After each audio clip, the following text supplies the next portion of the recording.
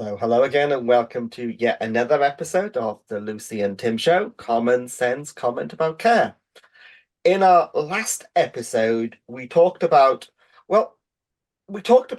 managing performance, specifically around managers of care services. And I think we concluded that we can't treat managers of services as disposable commodities, and we need to look after them, to nurture them, and support them. So, in this episode, we're going to do a bit of a continuation of that, and we're going to talk about well-being. But before we do that, I've got to say hello to Lucy. Hiya, Tim. So, Lucy, how are you this week? I'm good. I'm thinking about having a cold, but You're I'm trying not thinking to think about about it because I don't want it to manifest, you see. okay, so I've had the sneezes. you My don't want it to child, turn into man flu. yeah, no, I don't. My child has No, shared it with me. yeah. I am refusing to accept that I might have a cold, because I don't want a cold. I used to think that I'd only get a cold if I sneezed 3 times in succession. Okay. Now, this will make you laugh. I've just had a memory pop in. I can remember when I was about 14 at high school, getting sent out of a classroom for sneezing so loudly. And the high school I was at, we had like it's a bit of an old building, and the set of classrooms I was in were on what was called a quad, so a square of classrooms where there was like a little garden area in the middle. And I can remember this history teacher she was sent me out the classroom for sneezing so very loudly. And yeah, it was the only other time that I kind of really got in trouble at school. And I can remember my year head, Mr. Bird, my economics teacher, wandering past, going, "Lucy, what have you done? Why are you out here?" And I went, "So I didn't, I just sneezed." And he just laughed and walked off. And he didn't rescue me from this moment of shame as I was stood there for everybody to stay outside this classroom because I'd sneezed So, loud. do you have concerns when you sneeze loudly now that you might be sent out of the room again? Now that's really interesting because this is an interesting segue there. The feelings that I may have had at that point in time, shame, guilt, anger, because how dare she do that? I actually know that I've dealt with them, so I can actively talk about that incident and no, it doesn't bother me. So you can sneeze loudly now without guilt, shame, and anger. Oh yeah, absolutely. Okay. I'm owning my sneezes these days. Well, that's what everybody should do. You don't want to share them with other people. They spread nasty germs, don't they? We don't want that happening. Keep your sneezes to yourself. So that sort of brings us on to our topic for this episode, which is one which we've loosely titled well-being, haven't we? So in our last episode, we talked about um, how managing in the care sector can have a positive and a detrimental effect on people's well-being. And one only has to look at, especially on Facebook, in the managers' support groups on Facebook, the number of people that are at the end of their tether. Mhm. And but also, I wonder how many people have sort of trauma because of previous experiences in the care sector. I wonder how many people are going to pieces when an email pops into the inbox from CQC or there's a knock at the doorbell. Yeah.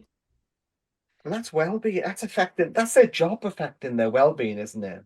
Yeah, and their performance and their ability to see things, do things, process information. We've got to really recognize what the sector has been through. Yeah. Not only the pandemic, but because of so much of what the job is about is driven, Yeah. unfortunately, by fear. Fear of the regulator coming, fear of the local Yeah. authority turning up. I've got a safeguarding put in against me. We think about we think about trauma, and it comes to our mind about the soldiers in war, Yeah. difficult subjects like abuse or victims of burglaries and stuff. What we don't actually realize is that trauma, the kind of insult to our brain and our body, can be on lots of other things. So the lack of PPE throughout the pandemic, that would have massively impacted people. And a lot of people will, strangely, potentially have a trauma response to things like So that. let me share personal stories. So as you know, I was a care provider for over 30 years, 33 years. And I've not been a care provider since September the 29th, 2020. At the time, I wouldn't have realized when I was a care provider that I was actually living in a state of trauma and fear. It's only when I stopped being a care provider that that became real. And now, 3.5 years later, I'm pretty much fixed up now. But isn't it strange that when you're living in the moment, some people I was able to do and not even realize that I was in that state. But I was actually in a state of anxiety for 20 years, 30 years. Now, I'm much more chilled now. But I think it's taken me over 3 years to recover to the state that I'm in now, to be in a better headspace than I was previously. Mm-hmm. But the point I'm making is I didn't realize I was in a bad way. Mm-hmm. Mm-hmm. Even though when I reflect, there were moments where I crumbled. There was one moment where I was in such a bad state that I just couldn't talk at all. I mean, how can you get to that, to be in a state where you can't talk? Just no words would come out. I mean, there was a technical term for that. Yeah, and I think the thing is that you've mentioned about the fact that you just kind of didn't realize and you kept going. So if you think about the processes in your brain about flight, fight, freeze, and fawn, and other things, your brain actually just is like, I need to keep going. And so your brain will produce chemicals like cortisol and adrenaline that will keep you going. And it's when that stops or when it gets too much to bear. Now, I may have told you this story before about the chap and the dog, and the chap walks down the street and he sees a chap with a dog, and the dog's whimpering, and he says to the chap, well, why is the dog whimpering? He said, he sat on a nail. And he said, well, why doesn't he get off it? And he said, because it's not painful enough yet. And the thing is that our brains have a very clever ability to be able to, and we as humans have a clever ability to go, oh, it's okay, it'll be all right, it'll get better tomorrow, and then we'll keep going. And we keep doing that same thing and same thing. And also we're like, oh, well, we tell ourselves stories that think, well, this is the life of a care provider. This is what I've got to expect. This is just how it is. But actually, that's actually not how it needs to be. And you can have a different reality. You've just got to want it enough. So I think no wonder you I kept. think there's a stage before you got to want it enough. I think the stage before there is you've got to realize that you need it. Yeah, it's an awareness. And then once you're aware, you've got to admit to yourself that you might need some help and support. Mm-hmm. And then you've got to be brave enough, and that's the hardest part, isn't it? Is to actually go and admit to somebody else that you might need some help and support. And of course, all organizations have policies and procedures about this, which says tell your line manager. But often your line manager's the cause of the trauma. And if you Not always, you think but about often. what you've just said about the fact that it's the awareness, and then it's the actually I this is I can't keep doing this, and then you've got to speak up. So you think about the negative emotions that are related that, so the embarrassment, the shame, the guilt, all of the stories that we'll tell ourselves. If I admit I'm struggling, then what will happen? Fear. Well, I might not, they might not let me continue to do my job. Or if I admit that I'm struggling, what will they think of me? Will they think of me as less of a person? Will they think of me as not capable? So we tell ourselves lots of stories. Our brains do this. And ultimately our brains are doing this because it just wants to keep us safe, even though It's self-preservation. even though by doing that, it actually really just doesn't serve us. And you are right, the biggest and the bravest thing is saying, I need some help. But to And extrapolate what you said, say if I admit that I need help, they say, what will they think of me? I'll Mhm. extrapolate that. If I admit that I need help, what will I think of me? Yeah, because there's that self-talk and the way that we see ourselves. I'm not good enough. Nobody will listen to me. All of those stories that we tell ourselves, limiting beliefs. Well, I might get found out, I like I like the limiting beliefs theory. I like limiting beliefs I because like, I like yeah, helping people let go of them. yeah. I remember once doing limiting beliefs and doing it with a young lady. It worked in the care sector, but you ask someone, anyone want to do this exercise? She said, yeah, I'll do it. And her limiting belief was she couldn't go back into the kickboxing ring anymore. So we did the legs, the beliefs are standing on, and started chopping lumps off them. You know how it works. But then about 2 weeks later, I got an email. She'd gone back in the ring and she'd won a championship. Mm. It's like, oh, does work then. Well, that belief had been made at a point where it was Yeah. necessary. It was just not necessary anymore, and it was about finding the key to opening the door to let go in the belief.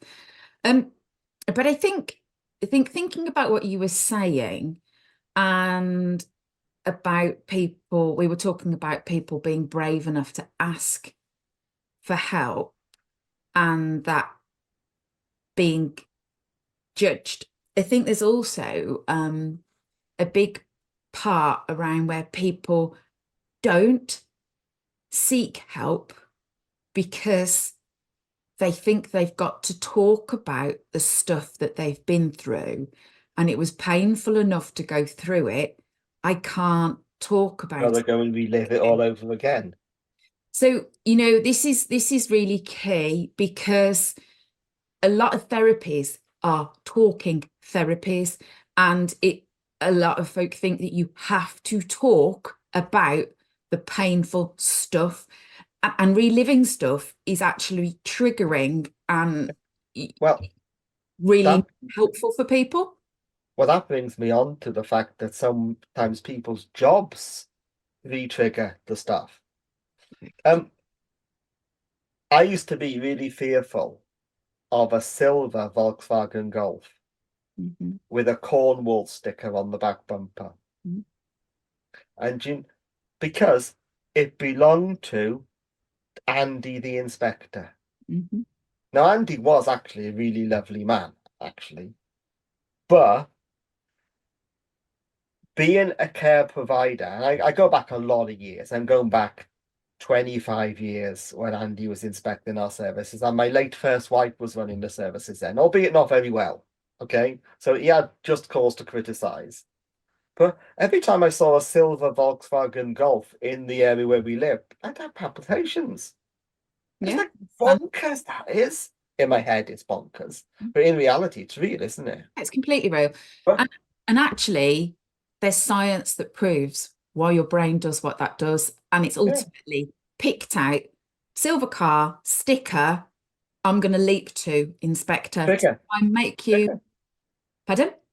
It's just a trigger, isn't it? Yeah, completely. So your brain says, if I make you feel anxious, that will keep you safe because I'm trying to give you that warning. It's just that Mm. unfortunately, that thing in our brain that deals with that fight and flight, the amygdala, sometimes it just kind of wants to be this warrior and kind of keep you safe. I think also the other thing that's really key to talk about here is the fact that not everybody needs to talk about their stuff. Some people need to talk over what has happened to them. Other people don't want to talk over what has happened to them. And actually, there is a school of thought that says that neurons that fire together wire together. So if you talk about stuff, and if you think about what you're saying about registered managers going into another role that's difficult and things happen that are similar, fundamentally those neurons in their brain, or their neuro pathways where maybe there's kind of negative emotions or the trauma on them, they'll become stronger. So looking at different techniques where you don't necessarily have to talk about stuff, and it requires no content, that's actually really beneficial for people. And I think people don't know that, and that's another reason why people don't seek help, is because they can't bear to talk about So going through. I've got a question for you that I think I know the answer to. Do you think employers, especially those who employ managers in the care sector, should they provide access to wellbeing support for their managers Okay. So before it's even necessary? so I'm of the school of thought that wellbeing support fundamentally is an exceedingly positive thing, not just necessarily about helping people to clean up any limiting beliefs or deal with the stuff that they've got in their heads or working through any trauma, but fundamentally being able to look at a person holistically through well-being. It enables them to be the best that they can be, which then ensures that they can do their role effectively. Is it an investment in their performance? So I would say 100% yes. But I But also think it's an investment in the business. now, devil's advocate, but this person isn't broken. Why should I spend money on them that isn't necessary? So people are not broken, in my opinion and in my knowledge. I would say from an NLP understanding is that people are only doing what they can do with the resources that they've got at that present moment in time. So if I am tired and I'm not sleeping and I'm not eating properly and I'm fearful of going into work, then I'm clearly not going to perform, because those are the resources that I'm working on. Talking of which, I've been up since 2:30 This in the morning. afternoon. In the morning. Oh, okay, good for you. I had a bad dream about zombies. Okay. And because I woke up in my bad dream about zombies, I remember my bad dream about zombies. So then I amused myself, because I was not going back to sleep again, definitely not when those zombies are going to get me. So I asked AI to interpret my bad dream about zombies. Okay. Not a great thing to do. Yeah, I actually was sitting there thinking and trying to hold my expression, because I'm actually thinking, Tim, I can see your expression. that's You were not thinking, good. what were you thinking of doing that at 2:30 in Why? the... Just why? But yeah, people, I don't believe people are broken. I believe that people can be poorly. People can things, our experiences massively change how our bodies do what we do. The understanding about the brain and how the brain body connection is really in its baby stages. There's so little that we know. I was just reading a book before we joined, where the chap he's very much kind of trauma informed. He's a psychiatrist, and when he was doing his psychiatry training, and this was in the mid to late 70s, he actually couldn't find any books that were written about PTSD. We are so young in knowing how the brain does what the brain does and how that then impacts us as people. I've avoided using that term PTSD as we've recorded this episode. Do you think that's what it is, then? Do you think it's okay to call what some people who work in the care sector, do you think it's okay to call that PTSD? So again, this is down to an opinion-based thing. So I'm very open about the experience that I went on with my daughter over the recent years, and she has PTSD based on the care that she received. She prefers to call it PTSD. I prefer to call it PTS. For her, she needs the D on the end. Okay. That's important for her.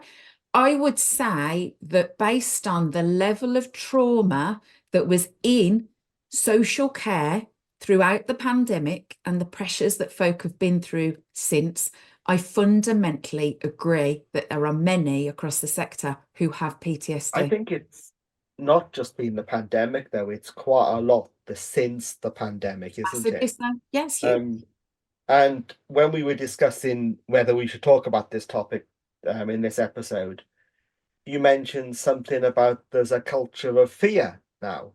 Massive. You words similar like that, but you used the word fear, didn't you? Yeah, fear. Yeah, huge. Um, and it's just not right that people should be fearful of the job they do. But they're There's, fearful of not just the job, they're and, fearful of the people but, that they come into contact with, of what people say about them, whether they'll be able to keep the job. How do I get the staff to do what they need to do? And I can understand how this has come about from a scientific level. Because if yeah, you think about it, in the pandemic, how much fear was around? There was so much but fear.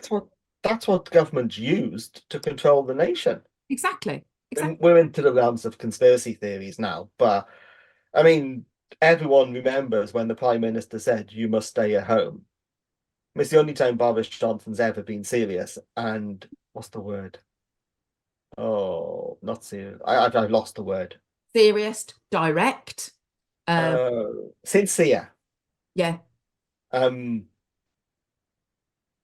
but it's like that's what that's what they use to control. If you don't stay at home, you will die. That was the message, wasn't it? Yeah, it was. It was. I mean, we could get into a whole other kind of level about the way that they We did prob campaign. we probably better not. Yeah, no, it wouldn't be. Well, I mean, it's an interesting one, It which would be an interesting topic, but not for not for this tonight. one. I know, I mean, but if you think about,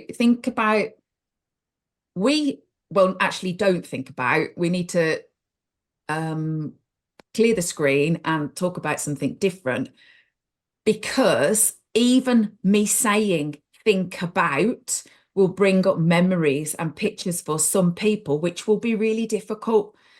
There were things that happened in that period of time, so much information and input that went into our brains, where we were so busy that we were not able to have the time to feel and process the emotions that we were experiencing. So our brains just stored them.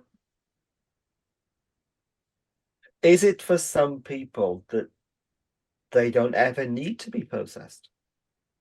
Yeah, I think so. So if you think about um so if you think about your unconscious mind, which is kind of where we store our memories, and if we've got, emotions, we store that away. Yeah. So if we think about a lot of the roles of the unconscious mind, one of those roles is the biggest role is to run the system and to keep you safe. You go to sleep at night and it takes over and it does what it needs to do. That's where my zombies came from. Okay. So think about it also about the fact that things might just pop up, like my sneezing memory, because you said something that made me sneeze, loud sneeze. And I thought, oh, okay, so my unconscious mind presented me that memory in that moment. Okay. So our brains, our unconscious mind will repress memories to keep us safe. It will also present memories that have got, say, unresolved emotion in them so that you can resolve it. But also there will be events and things that will trigger memories and things that are uncomfortable. So yeah, fundamentally, there will be people who just don't want to go there. That door is shut, it's locked away, it stays away. But at some point in time in the future, it might be that that stuff comes back because it is still there. So, because we've talked quite a lot about thinking about stuff and we don't want to talk about thinking about stuff, we need to talk about what can people do if they recognize some of the things we've discussed in this episode. So I think people need to, first of all, accept that you feel the way you feel, and that's okay. Then maybe forgive yourself for feeling the way that you feel and not blame yourself for feeling the way that you feel. And then do the bravest thing of all. Admit to yourself that you might need some help. Go and admit to somebody else that you might need some help. And then the hard bit's done. I think it's about saying, I'm not good. I'm not in a good place right now. And then wherever you find it from, whether it's in your little toe or I don't know, somewhere in you, there will be the strength to say, I need help. I don't think that many people are able to not blame themselves, not have the feelings of guilt or shame or anything when they're seeking support. I think it's just a case of, I'm not doing well. I need to do this. Somebody got in touch with me only last week, and it was just a message. And they said, I'm not doing well. So and so has told me to message you. It was simple as that. None of their feelings have changed. They'll be feeling guilty, they'll be feeling shame, they might not move forward, anything like that, because fundamentally they can't. They've done nothing to change the way They've that. done the hard part. And they've done the biggest and the bravest bit, and that's saying, I need some help. So that's how I think that's, if there is a message from this episode, that's the message, isn't it? Yeah, it is. Um, Help is one message away. It is simple as that. It is just a case of seeing that person. And we're all on social media. There's lots of us that kind of go, and it might be that somebody thinks, I've got a problem, but I just don't want to talk about all this stuff. That's fine, because there's lots of ways that you can get help without having to talk about that stuff. and we've both done lots of stuff on social media about well-being recently, haven't we? Yeah, And I've done a few posts on psychological safety and workforce well-being. I did a yeah, webinar on regulatory burnout. yeah. And And you've just got a new association with a care consultancy provider as their well-being partner. Yeah. partner. I couldn't remember whether it was lead, champion, or partner then. Well, I think I'm probably a bit of all of them. Yeah, so that's really exciting. So Yeah. being their wellbeing partner.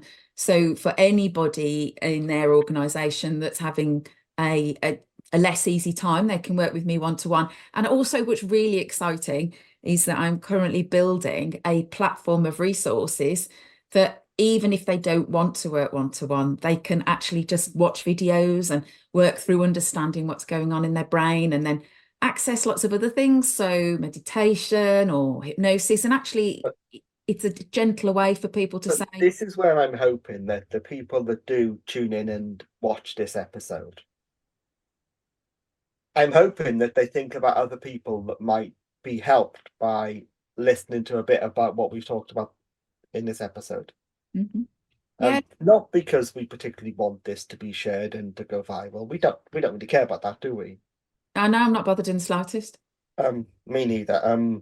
So if our listener thinks that this might help other people, why don't you just do them a favor and say, share this link and listen to these two crazy people talk about well-being? No, I think I have worked with people over the years where if I've been on a other show or I've recorded a podcast and they've just seen that link and they've just reached out and said, I watched your show on this. The first step is the hardest and it is the bravest. The rest, just let the person on the other end of the phone or the platform or the app or whatever it is, they will lead you, they will take you down the process, because they're the ones that have got the knowledge of how to get you through it and out the other end. What I would also say is, if people do something, take that first brave step. And if they engage in whatever process it is, whether that be therapy, whether that be coaching, whether that be using an app, watching videos, anything like that, their world will be different. Things will change. And the sad part is unfortunately, trying to do things on your own consciously is really hard work. And if you choose not to do anything, if you choose to listen to that negative stuff that your brain is telling you that you don't deserve help and nobody will believe you, nothing will change until it gets too painful and you have to do something. Fix it before it's completely broken. Mm.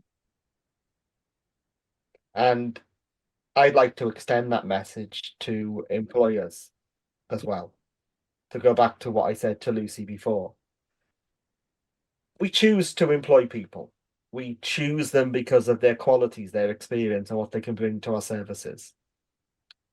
And then we're not that good at looking after them. And we expect them to just be performing and be perfect. Mm. And we don't really notice when they start not to be quite so perfect, not to perform. But we really do notice when it comes to crisis. Mm-hmm. And then we blame them for putting our business into crisis. And then, as we talked about in the previous episode, managers especially become disposable commodities. Let's just get rid, let's just get a new one in, and the cycle repeats. And didn't we talk about clients that we've had that have had 4, 5, 6, 7, 8, 9, 10 managers in the last few years? Yeah. I think you said, Lucy, they need to look at where the problem is. Yeah, and we can blame and then fingers point back, don't they? So And I if think you employ people, think about their well-being. If they broke their leg, you'd do something about it. You'd make reasonable adjustments. You know, if they've got a bad back because their chair isn't suitable, you've got an obligation to do something about that, haven't you? absolutely. But And what about if they break their mind? but it's not just their mind, though, is it? It's the way that the mind has a body connection. We use, there's a lot of kind of school of thought about, well, we've got medical doctors, we've got surgeons, and we've got psychiatrists and psychologists. Fundamentally, the brain and the body work together. And there's so much more evidence now to prove that brain-body You can't connection. have one without the other. Yeah, you can't. And ultimately, there's a whole other way of looking at this.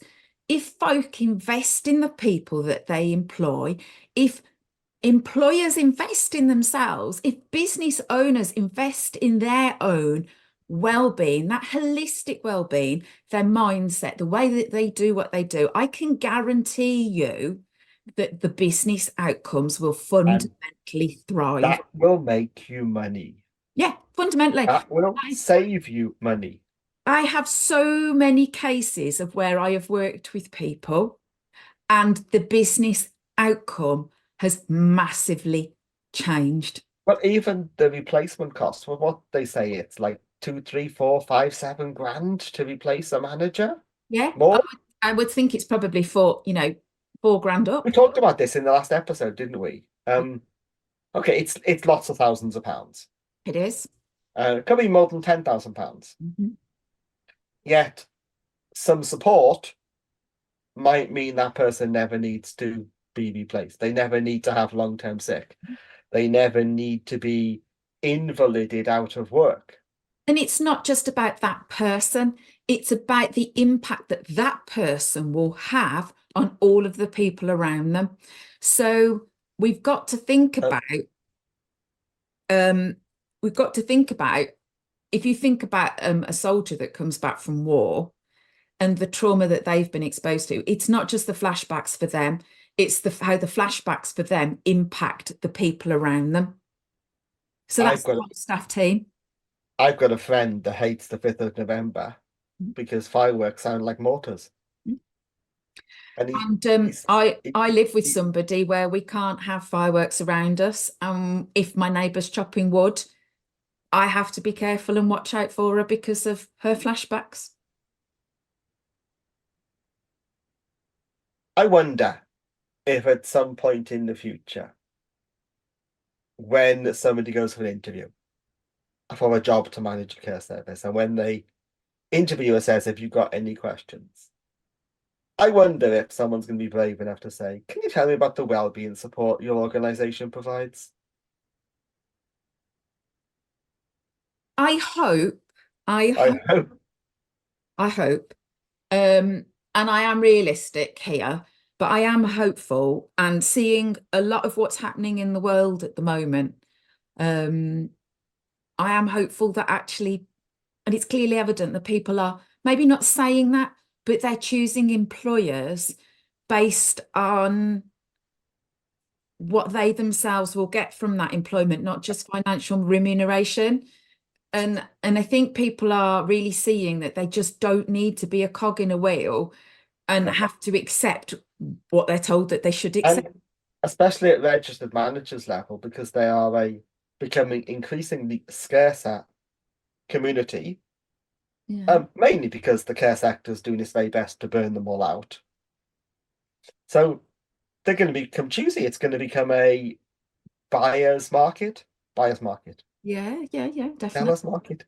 I know what I mean. It'll become the registered manager is the one that has the choice. Yes, they will be choosing their employer not on salary.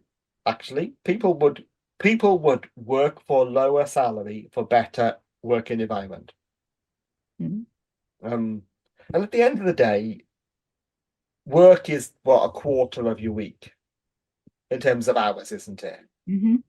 And if that quarter has a massively negative impact on the other 3 quarters, there ain't any salary that's worth it for. No, it's not. And it's not just that, though, is it? It's about the fact that we're this narrative, this not supporting people, not empowering people, lifting up your greatest asset in your business, who without them, you don't have a business. You know what? But Actually, we're damaging they're this. the figurehead, they're the leader. Yeah, completely. They set the tone. If you don't look after your leader in your service, they're not going to look after the people that work for them, and we're not going to look after the people who work for them. And ultimately, they're not going to look after the people they're paid to look after. And then if we think about all the other stuff that we've talked about and all the other shows, and we think about the person who owns the business, the leaders at the top of the business, you know, the stuff that they've been through too. And actually massively, if you invest in you and value you, you imagine the impact that will have on your team and how positive that will be. In my house, if I don't look after me, even the dog knows I'm not happy. And then he starts to play up and he barks. And honestly, no word of a lie, if I take the dog for a walk and I'm feeling anxious, he's chasing every deer he comes across. So he will work out my behaviour. He will know when I don't feel good. And if owners think that their staff are oblivious to this, then load of rubbish. Why hasn't the dog appeared on the show? Wow. The dog himself is having some support at the moment. Okay. The dog has got a lady that comes to see him every few weeks, and he's having behaviour support because of the fact that my dog, and this is really appropriate, was bit at the age of 4 months old, pup. Yeah. And before Christmas, he had 2 separate occasions where dogs off leads got right up in his face. He didn't take it kindly. A bit protective of himself, and what he actually did was put his own tooth through his own lip. Oh, at least he put it through his own lip and not through theirs. Yeah. So I took the decision as good dog mum to get him some help, because I knew it was the right thing to do, so that he could learn that actually that behavior doesn't serve him, and that he could learn to go on his walks and not be this. And I guess your dog isn't having to talk about his trauma. No, he doesn't talk about it at all. There they go. At least it's working for him. Yeah, it completely works for him. And interestingly, he's completely motivated by something different these days, treats and carrots, and it works. He does not need to talk about the trauma that he's been through. We just focus on where we need him to be, where we want him to go, that really positive outcome, and it's working. Hence why the dog hasn't appeared on the show, and I'm sure at some point he might appear on the show. But he does have a tendency to if I'm on Zoom, he wants to talk to people. So it's a case of, I'm sorry, you're not talking in this show, because he will want to take over. I would imagine at some point that my 3 and your 1 will have to take over the Lucy and Tim show. But only if they want to, and if they're consenting dogs. Oh, there's no consent with my dog. He'd see Zoom and he's like, I want to talk to that person. I haven't met that person. I want to talk to him. I was just conscious that we haven't done much off the wall banter in this show, and we've been a bit serious, haven't we? Which is a bit unusual for us. Yeah, and you know what? I think a bit of off the wall banter is really good at the end because Yeah. it's actually a clever tactic that is useful to know if you know how to use it effectively. And it is one of the things that I use a lot with my clients so that they don't have to continue to feel those painful things that they may have felt. It's a bit like you're changing the state, aren't you? I'm exactly doing that, Tim. Yes. I do it all the time when I'm delivering training courses. You want to do something where you want them to think, so you go deep and quiet, and you use lots of feely words, and then you go right, and then you use lots of visual stuff. That, Tim. It smells like coffee. Can you smell it? No, Lucy, it's the dog. It's the dog. Right, so let's wrap up this show. Yes, we've been a bit serious, and it is really important. It really does matter. Yeah, it really We does. hope, as always, that you found a little bit of this useful. We're not really that bothered about likes and clicks and shares and stuff. I mean, yeah, it Exciting. does make it easier to upload the thing, but you know what? If we helped you, right? If you think other people might find what we do beneficial, please tell them about us. Lucy, have you got any final words for our listener? I think if one person watches this episode and says, that's me, that I've got feelings, reach out, drop me a message, LinkedIn, Facebook, email me, email Tim. I can absolutely put my hand on my heart and know that there is so much support out there. If not me, other people I know, other people that I don't know. You know, it might be that I'm not the right person to support. It might be somebody else, somebody more local. It is so important that if after watching this or throughout this, you've had feelings or some sort of a less comfortable response, then have a conversation with somebody. Really do. It's so important. And to let the viewers know that they're worthy of that and that they matter. And as Lucy says, you can message either of us and we will respond to you. Well, As Lucy also says, we may not be the right people to provide the support that you need, but we can most definitely signpost. yeah, definitely. Definitely. You're not alone. We care. That sounds really sincere, doesn't it? We do. And you should care about yourselves. Yeah. Because they matter. And fundamentally, you can't pour from an empty cup. You can't pour from a cup that hasn't got some sort of element of that cup being refilled. And you could even say that the only way you can pour is by having an abundance. And on that note, We're going to I leave think we should people. say thank you for watching. Yeah. And it's good night from me. And it's good night from her. And at the fifth attempt, she finally got it right. You've been Googling that, haven't you? Watching YouTube videos. No. I just thought it would be really good to end on a funny note.